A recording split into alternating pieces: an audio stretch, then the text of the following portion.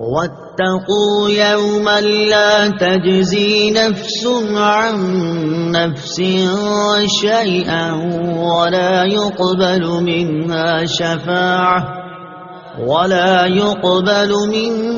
شفاعة ولا يؤخذ منها عدل ولا هم ينصرون۔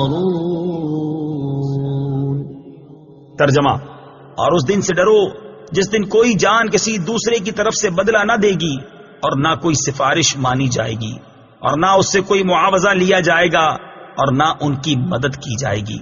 لا تجزی نفس عن نفس شیئا، کوئی جان کسی دوسرے کی طرف سے بدلہ نہ دے گی۔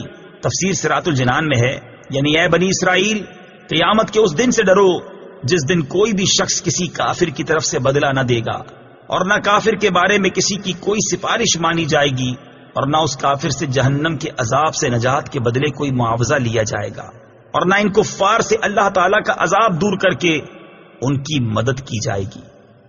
شفاعت کی امید پر گناہ کرنے والا کیسا ہے؟ اس سے معلوم ہوا کہ قیامت کے دن کافر کو نہ کوئی کافر نفع پہنچا سکے گا اور نہ کوئی مسلمان۔